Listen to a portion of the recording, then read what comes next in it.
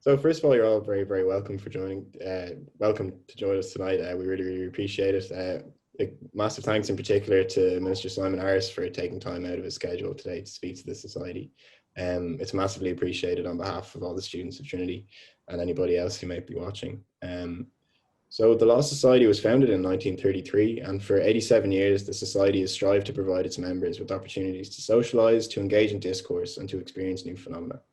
A crucial part of this endeavour is recognition of the sociological setting within which the Society finds itself, as demonstrated by the Barriers to Law campaign organised by Senator Lynn Ruane, as well as the Diversity in Law campaign and the tireless work of access programmes across the country. It is undeniably clear that access to the Irish legal profession, and more specifically legal education, is amongst the most obstructed in the world. This goes against key cataclysms of a functional legal system, particularly one such as the Irish model, which is so proudly based in justice, fairness, and equality before the law.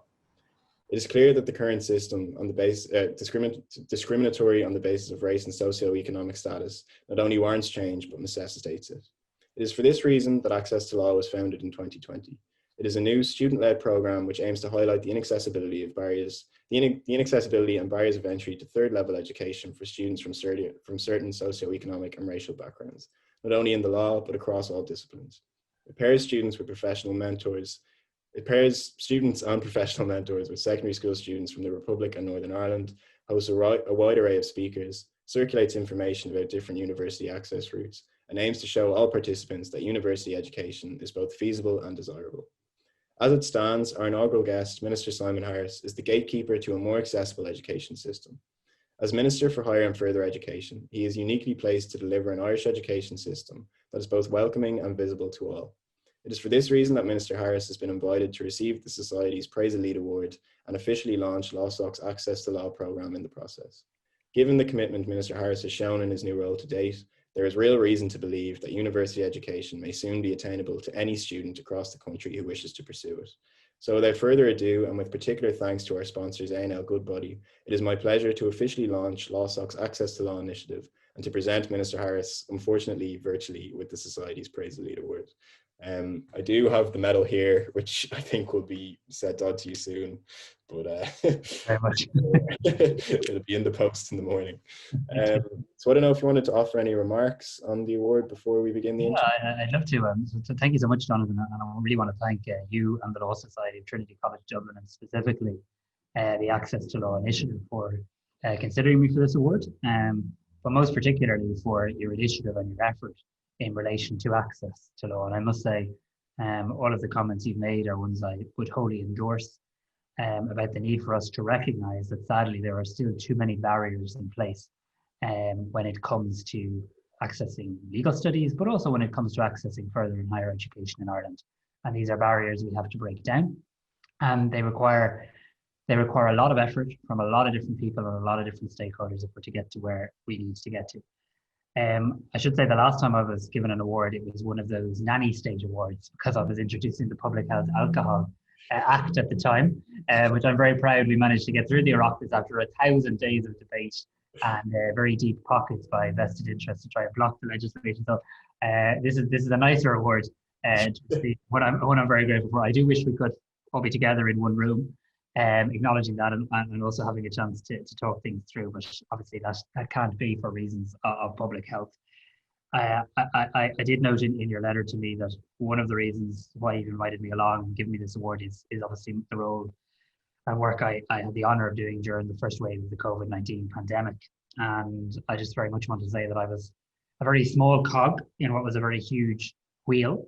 And there are so many unsung heroes of this pandemic, people whose names are not known, who did incredible work. The army of people in the Department of Health, in the HSE, their families, our frontline healthcare workers, frontline workers in general, and people right throughout society who worked so hard. And it was my greatest honour to be their health minister at that time. I don't think I'm ever likely to forget the night that the chief medical officer called me.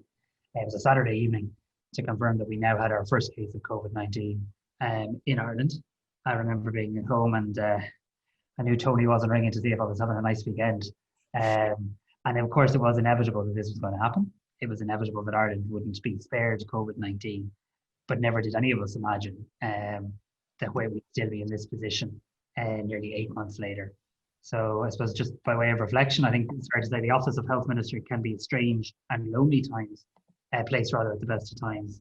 I suppose I kind of missed lockdown one in many ways because I was in work every day, working so hard.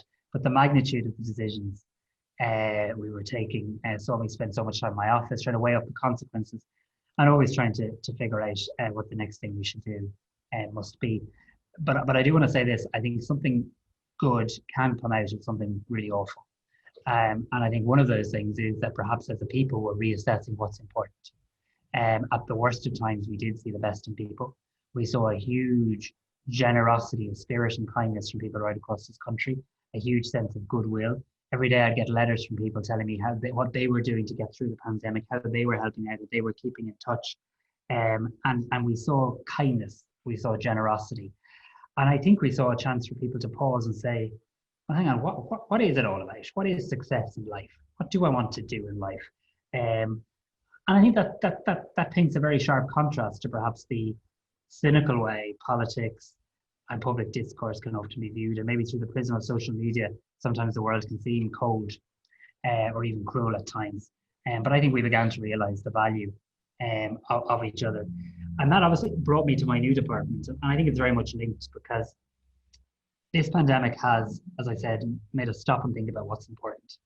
And COVID-19 did not create inequality in society, but it did shine a very bright spotlight on inequality. Lockdown was tough on everybody, but it wasn't equally tough on everybody. For some, it was more difficult than others.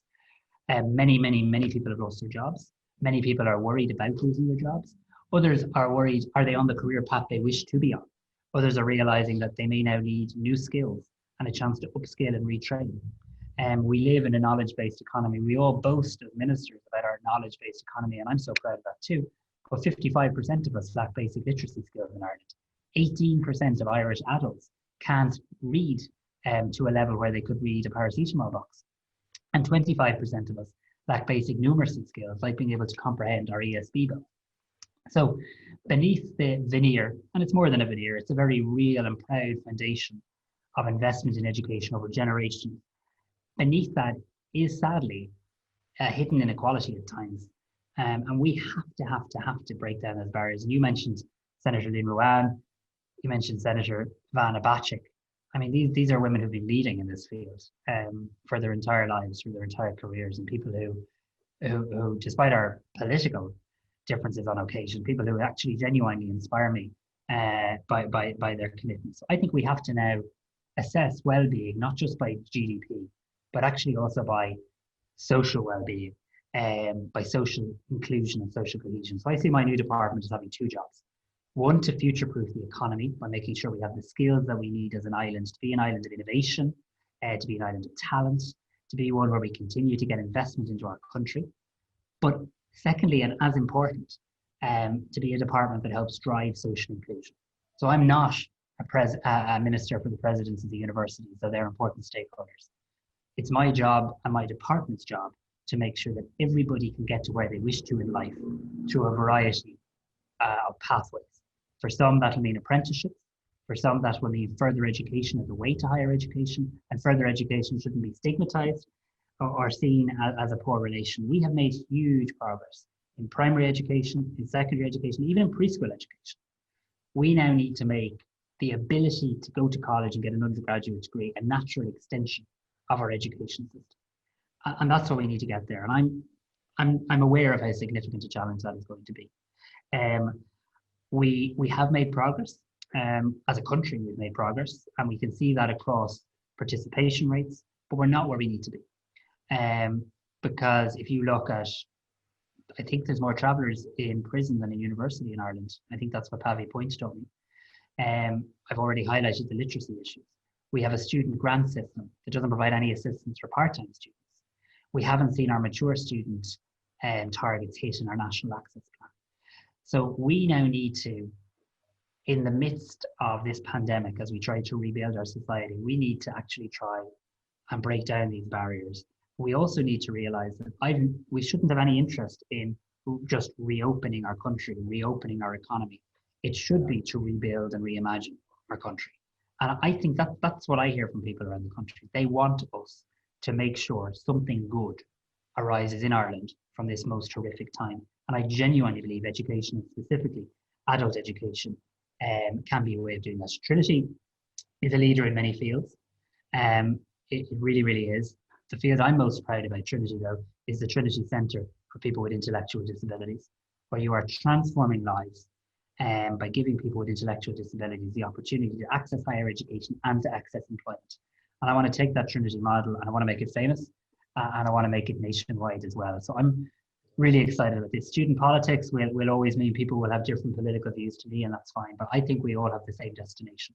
The destination has to be to arrive at a point where anybody in Ireland can pursue the career they wish to pursue, regardless of where they were born, who their mum or dad is, or race or gender or any other issue. And I know we can do it. We've done it before in so many areas. And this new department is an opportunity to apply a focus that we've never had before.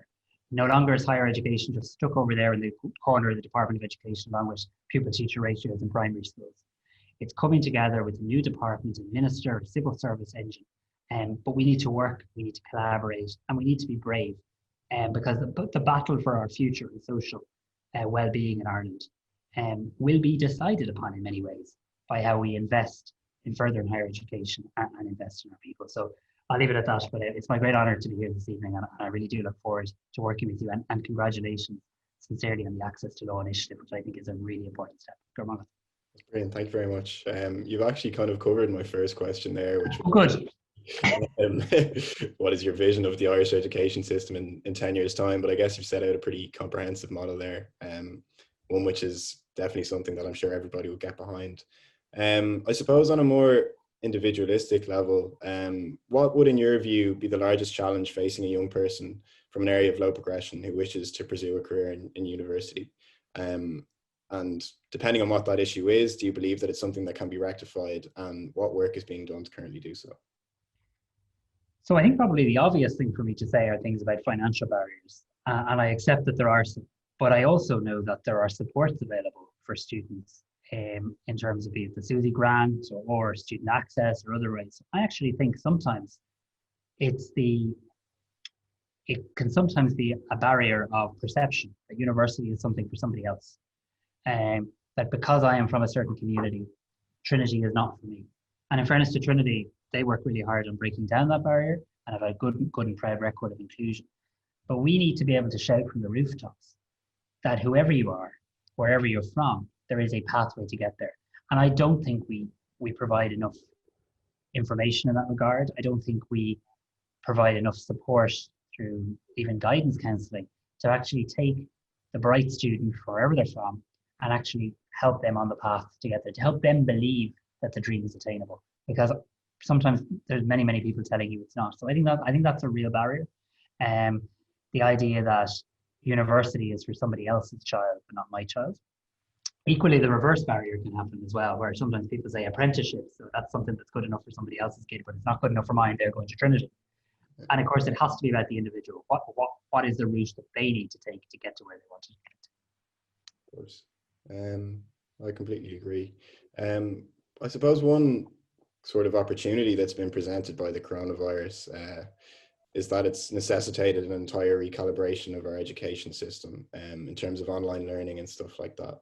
And do you believe that online learning is here to stay even after the virus? And I suppose what kind of opportunities and challenges does that present? So I certainly hope that technology and online learning remains a part of our education system, and it must. Because for some students it'll work well. For students of different ages, maybe students with different responsibilities, it actually is very helpful for some. It's also helpful that you could, in time, that the university of the future will not be about walls and buildings, but actually would be about being able to get access to some of the greatest minds and lecturers wherever they might be based in the world. So I think investment in digital technology to bring us closer to that is a good thing. But let me be really clear. The university experience that we're having now is not here to stay. It's an emergency provision. It's highly inadequate. And I don't mean that from an educational point of view. I'm really proud of the work that's been done in protecting educational standards and genuinely acknowledge that, and there's independent reports to back that up. But college is about more than just, education isn't transactional. So it's not just about looking down a Zoom camera and talking to each other and putting up a load of slides. Actually, the social aspect of university life is also really important. And the development as a person is really important. Being able to learn lots and lots of different life skills is really, really important. So to students in Trinity, to students anywhere, I want them to know that the space we're in now is an emergency public health space. And this is not the way your university experience is going to remain. But I do think the use of technology to have lectures online or access to go back to lectures online, or for some students who maybe can't always get to university, I think that's really good. But God, no, I've heard from so many students, particularly first year students.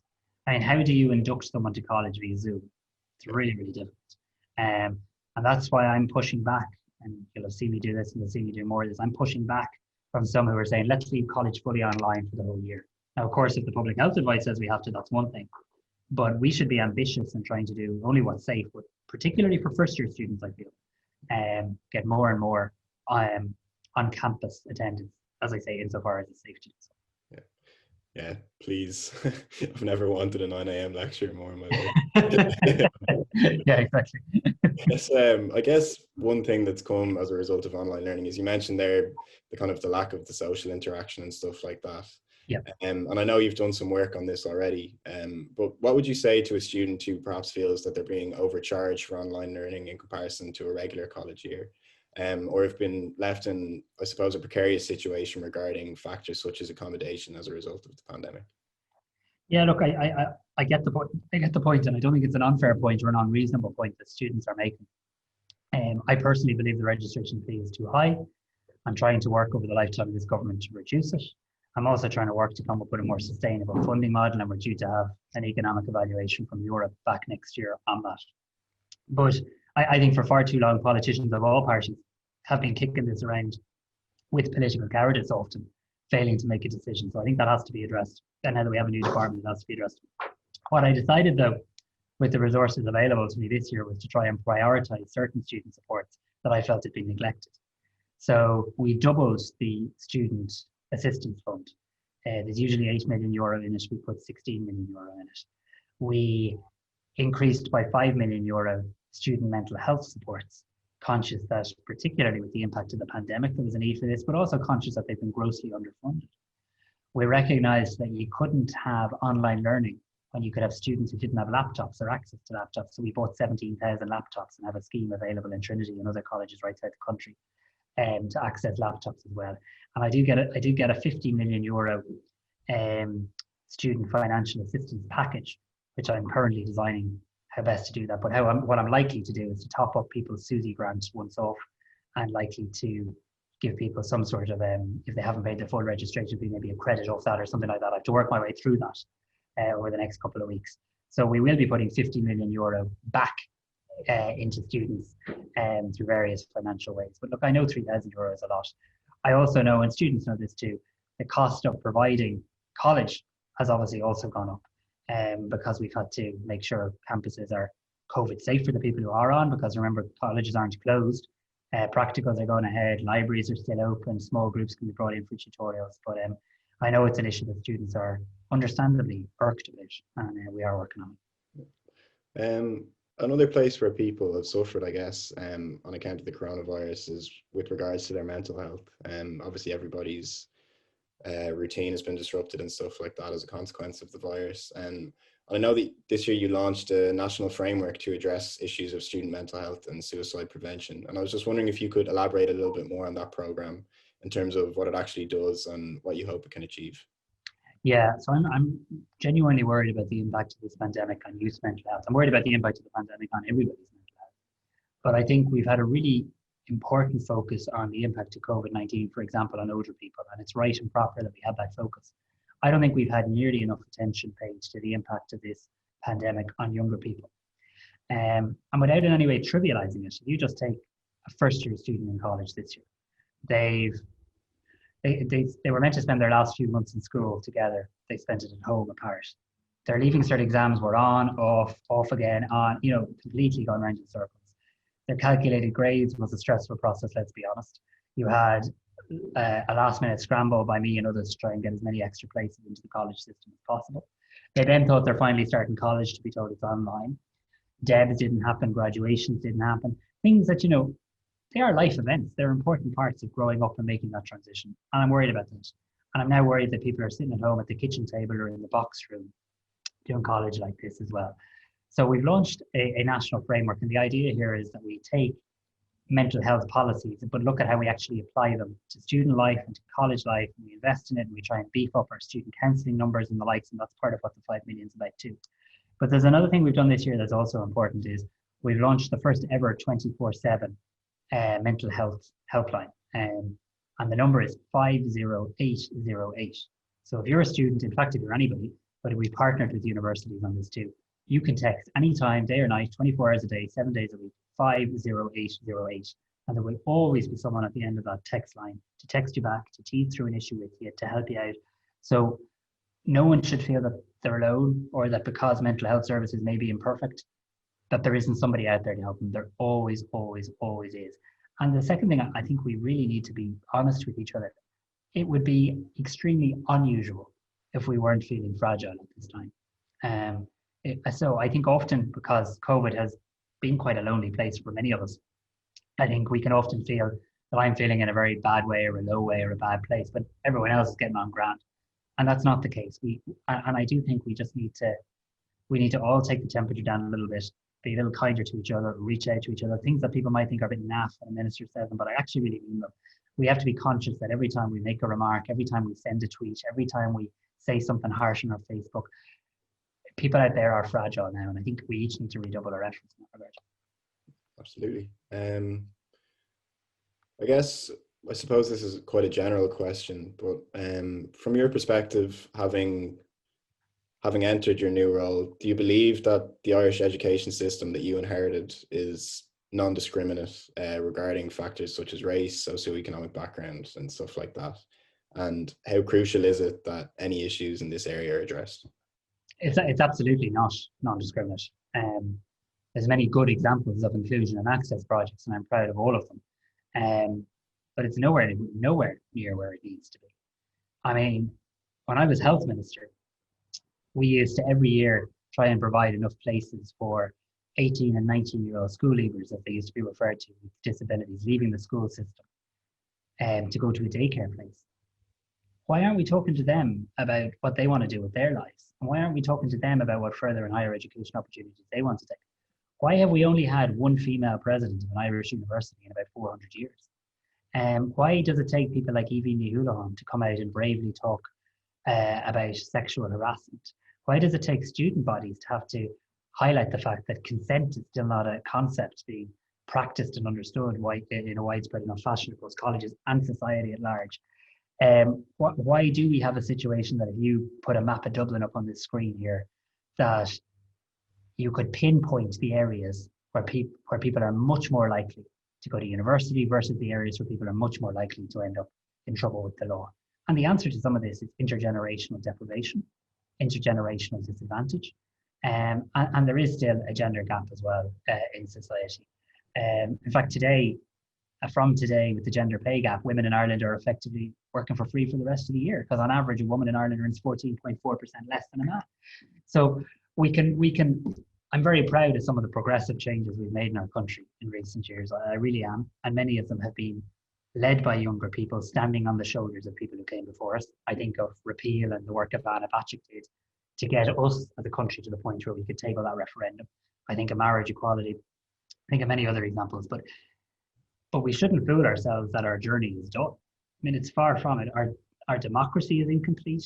The building of our republic is incomplete. And education has to be an area in which we try to make progress. When Donogh O'Malley suggested that he was going to make secondary education free, people scoffed him. They thought it was mad. People in his own department, people in the Department of Education told him it wasn't a good idea. People in the Department of Finance told him he couldn't afford it. It was one of the best investments ever. So however we land on higher and further education, we have a chance to transform lives here. But the system we have at the moment is delivering very many highly qualified, well-rounded graduates who we should be proud of. We shouldn't talk it down, but the journey is definitely incomplete. Absolutely. And is that something that would have drew you to the brief, or is that something that you weren't particularly aware of before you stepped into the job itself, or was the challenge a lot larger than you had anticipated, I guess, is what I'm trying to ask. Yeah, I think the challenge is larger than I would have anticipated, but I think equally it's a bit of a microcosm of some of the broader issues in society. So inequality is not confined to higher education. Um, Gender inequality is not confined. Harassment isn't confined. Access isn't confined. These are broader societal issues. And bizarrely, having been the health minister at the start of the COVID pandemic, in a weird sort of way, that's kind of inspiring me to try and make sure that we use the difficult time we've come through to reimagine a better country and a better society. And because I think that's where we're at now. I think people in Ireland will want to know from their leaders, from their policymakers, what are your plans for the future of our country? And that's where I think a brand new department it has a big long name in my department, but I actually think it's really a department for the future. It's a department for talent, a department for skills. It's a department for your future. How do we help you get to where you want to get to? And I think that's going to be an exciting journey. Brilliant. And I guess just one very general question to finish up on before we do have two questions which were sourced from students beforehand. But so the final one for me is, what would be your own piece of advice to students who may feel that a university degree is out of their reach on account of structural issues, essentially? So firstly, believe in yourself. Genuinely believe in yourself and ask yourself the question, what do I want to do in life? Where do I want to get to in life? What career do I want to pursue? And then demand that we put in place an education system that helps you get there. So for some students watching this, it'll suit them down to the ground to head off to Trinity for 4 years. For some, that mightn't be an option, or they mightn't feel it's an option right now, and they might want to do it on a modular basis. Others might want to do it by distant learning. Others might want to try a year in FET, further education, the local further education and training college in their hometown or county, and see how they get on. Others might want to do an earn and learn, an apprenticeship model. I think we have to stop seeing the education system as kind of siloed. Do I go this route or do I go this route? Where do I want to get to? And then let's work at navigating a path to get you there. And what I would say to people is there are so many different ways to arrive at the destination you want to arrive at. Education is not a straight line. It's a twisty journey. You can dip in, you can dip out of it, you can do it in lots of different ways.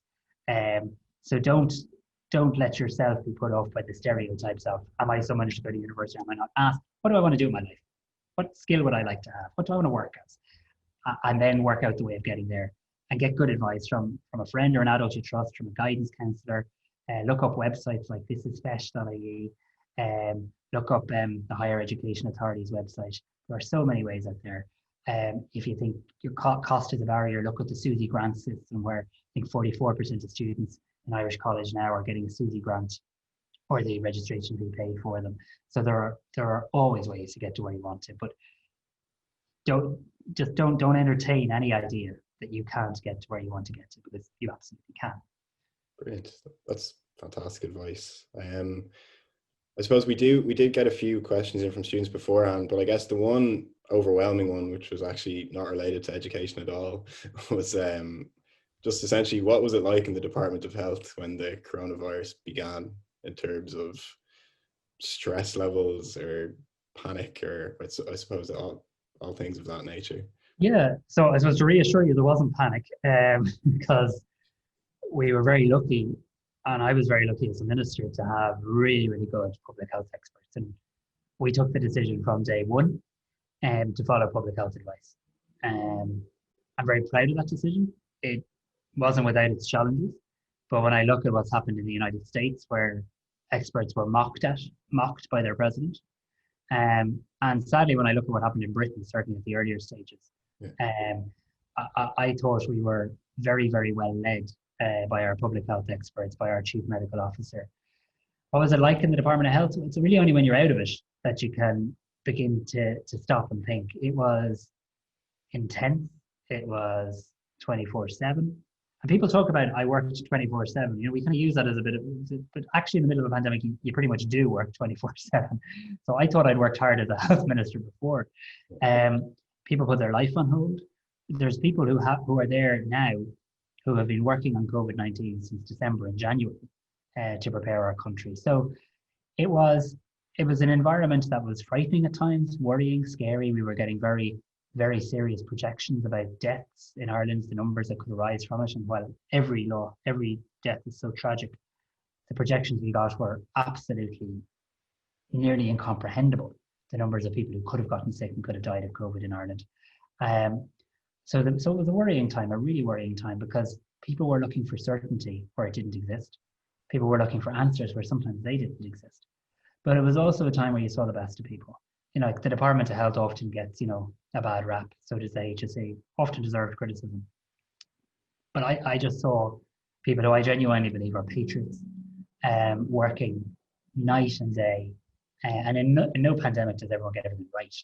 But they worked night and day. They left nothing behind, nothing in the dressing room. And their only objective was how do you save lives. So whilst most politicians are apparently delighted when they get out of health because it's so politically challenging, and it was for me too, I actually felt a great sense of loss nearly leaving them, because I'm really proud of the work that they've done. And like I say, when we review things, no doubt there'll be things that they did right and things that we did wrong and things we could do better. But you couldn't look for a more incredibly dedicated bunch of people who really came into their own at a time when it really mattered. Cool.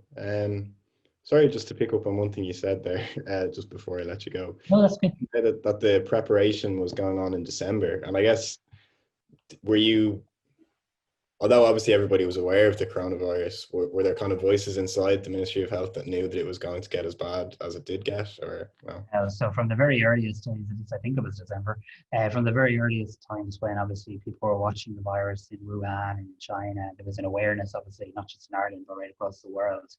And I mean, from a very early stage, long before anyone was talking about COVID-19, long before it had become part of our daily parlance, our public health experts were working on, you know, watching things, monitoring things, finding out what's happening. Then obviously NEFIT was established, National Public Health Emergency Team, early in 2020. And that's really when things kicked off. But from a very early stage, our experts and experts right across Europe, we would have been plugged into things like the European Centre for Disease Control and Prevention, would have been watching this very, very closely.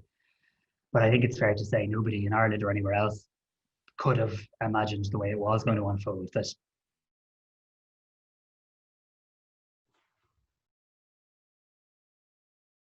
now at this stage, but around vaccination, which could hopefully in 2021 could be the year of the vaccine. Great. Listen, I'll let you go now. That's pretty much everything from us. And thanks again for taking the opportunity to speak to us. We really appreciate it. I don't know, Jonathan. Listen, I hope we get to meet in person at some point. Thank you very much for having me. Absolutely, and the very best of luck with the Ministry for Further Education as well. Thank you so much. Lovely to talk to you. You too. Thanks very much. Jonathan, you take care. Have a nice evening. Bye bye.